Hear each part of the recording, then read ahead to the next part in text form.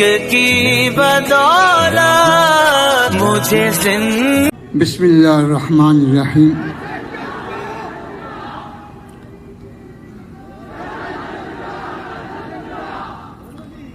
الحمد للہ رب العالمین والصلاة والسلام علی سید الانبیاء والمرسلین وعلی آلہ الطیبین الطاہرین واصحابہ الاکرمین اجمعین.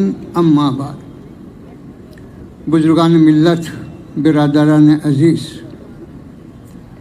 جس طرح آپ اور ہم یہ جانتے ہیں کہ اللہ کی ذات پاک ہے، اس کے صفات پاک ہیں، اس کے افعال پاک ہیں، اس کے آثار پاک ہیں، ان میں کوئی نقص نہیں ہے، کوئی خرابی نہیں ہے. اگر اللہ کی ذات میں، صفات میں، افعال میں، آثار میں اگر کوئی شخص کمی یا کوئی عیب یا کوئی خرابی کا تصور کرتا ہے تو وہ اسلام سے خارج ہے. اللہ کی ذات صفات میں کوئی نقص اور عیب نہیں.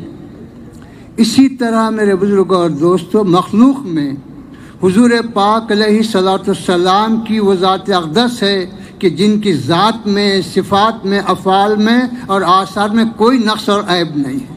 ہر قسم کے نقص سے، ہر قسم کے عیب سے، ہر قسم کی خرابی سے آپ کی ذات پاک ہے.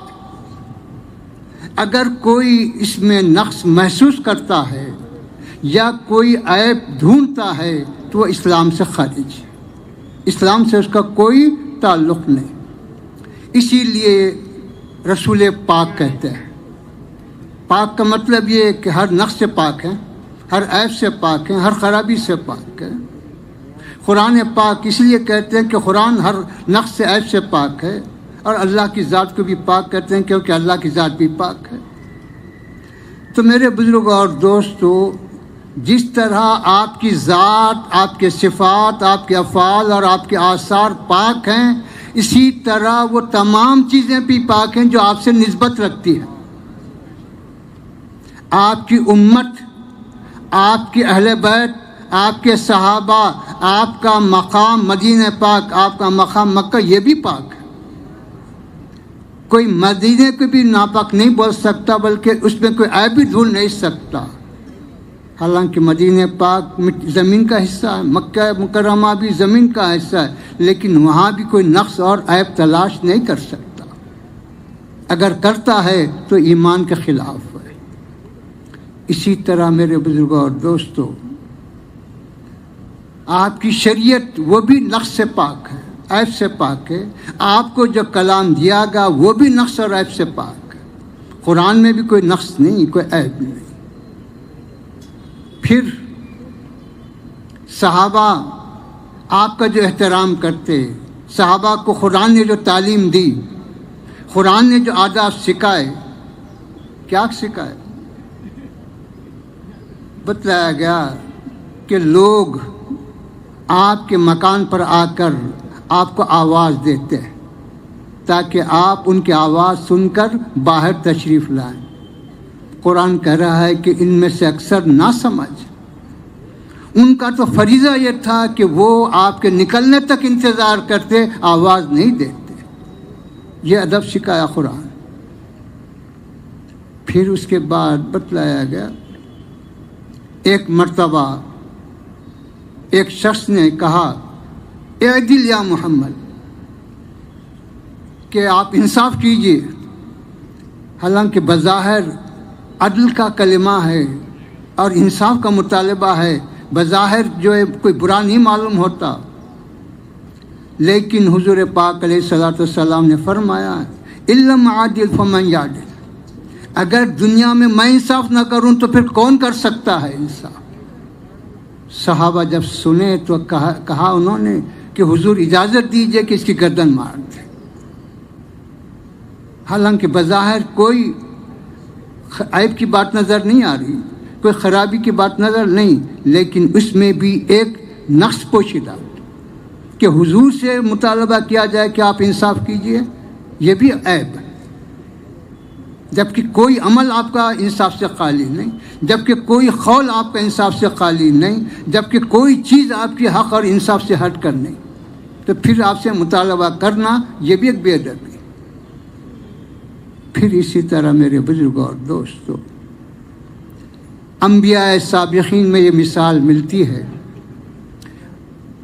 کہ ان کی بیویاں کافر گزری، تاریخ سے ثابت ہے۔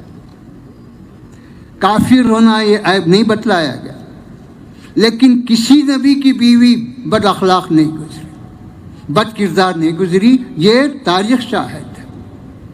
کسی بھی نبی کی بیوی کافر گزری ہے سابق میں، لیکن بد کردار نہیں۔ اللہ نے نبی کی نسبت سے ان کی بیویوں کو پاک کردار بنایا، اچھا کردار والا بنایا، نقص سے پاک کیا، عیب سے پاک کیا۔ یہ لیکن اللہ اپنے حبیب پاک علیہ الصلوۃ والسلام کا جب معاملہ آیا تو وہاں پر کفر کی نسبت کو بھی ہٹایا، کہا کہ کوئی بیوی آپ کی کفر بھی نہیں آ سکتا، اس کے پاس کوئی بد کرداری کا شائبہ بھی نہیں آ سکتا، کوئی بد اخلاقی کا شائبہ بھی نہیں آ سکتا۔ تمام کے تمام ازواج مطہرات کہتے جس وجہ سے ایسے کہ پاک، مطہر کے معنی پاک۔ تو یہ ایک تو ہر نبی کی بیوی، پھر اللہ کے حبیب پاک کی بیوی، وہ ان کے پاس تو کوئی نقص اور کوئی عیب آ نہیں سکتا، ان کے پاس کوئی خرابی آ نہیں سکتی۔ ہاں غلطی ہو سکتی ہے کہ کچھ بھول ہو جائے، کچھ خطا ہو جائے، یہ ممکن ہے بتقاض بشریت، لیکن بد کرداری کا کوئی معاملہ نہیں آ سکتا۔ تو میرے بزرگوں اور دوستوں، ہم اگر دنیا میں اپنے کچھ قاعدے بنا لیں، ان قاعدوں کو ہم شریعت پر لاگو کریں تو یہ انصاف کے خلاف۔ آج ہم قاعدہ بنا رہے ہیں کہ 18 سال سے کم عمر ہے تو نابالغ ہے۔ تو دنیا میں آج سے پہلے کوئی ایسا قانون بنا کہ 18 سال سے کم ہو تو نابالغ ہے؟ جبکہ تمہاری سائنس یہ کہہ رہی ہے کہ مرد ہو یا عورت 18 سال سے پہلے بالغ ہو سکتے ہیں، ہوتے ہیں۔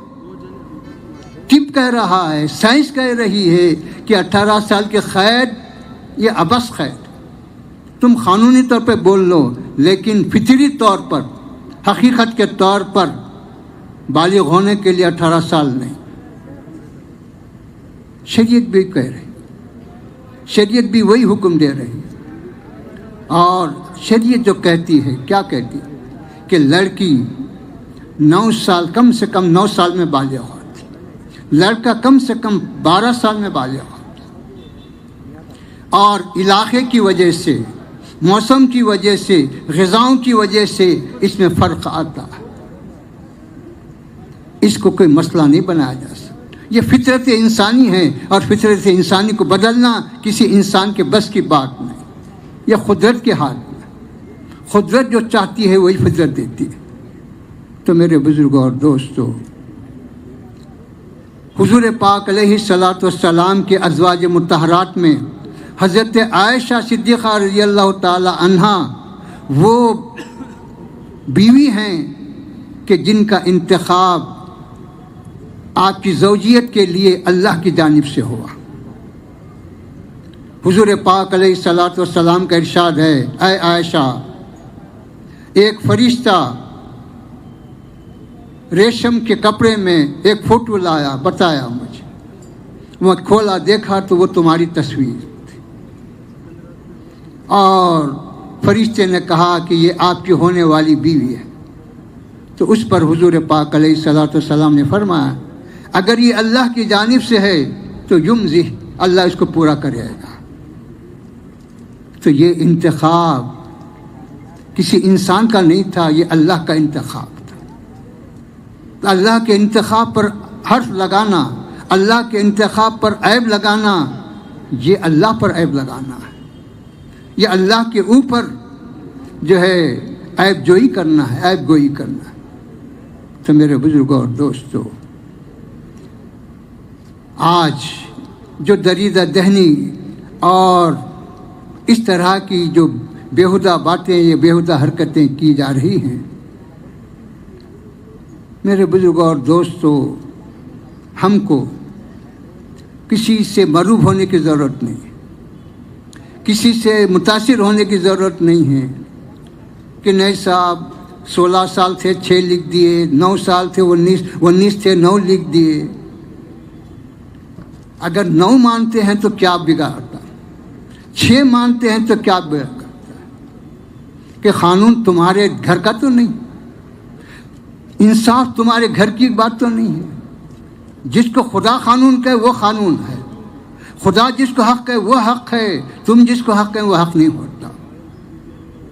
تو اس لیے اس میں ہم کو کوئی لاگ نہیں، اس میں کوئی ہم کو جو ہے خوف کی بات نہیں کہ اگر 6 سال کی روایت بھی ہے تو کوئی حرج نہیں، 9 سال کی روایت بھی ہے تو کوئی حرج نہیں ہے، کیونکہ عرب میں 9 سال میں بالغ ہونا یہ عام بات تھی، عام فطرت تھی، عام معاملات تھا۔ تو اس لحاظ سے اس طرح سے جو دریدہ دہنی کی جا رہی ہے، اس کا جواب ہم کو دینا ہے، زبان سے، قلم سے، عمل سے، جس طرح سے ممکن ہو، اور اپنے آپ کو مضبوط بنانا اور اپنی صفوں کو درست کرنا، اور ناموس رسالت کی حفاظت کے لیے ہم کو ہمیشہ کمر بستہ رہنا ہے، کیونکہ جینا ایمان کے لیے ہے، مرنا ایمان کے لیے۔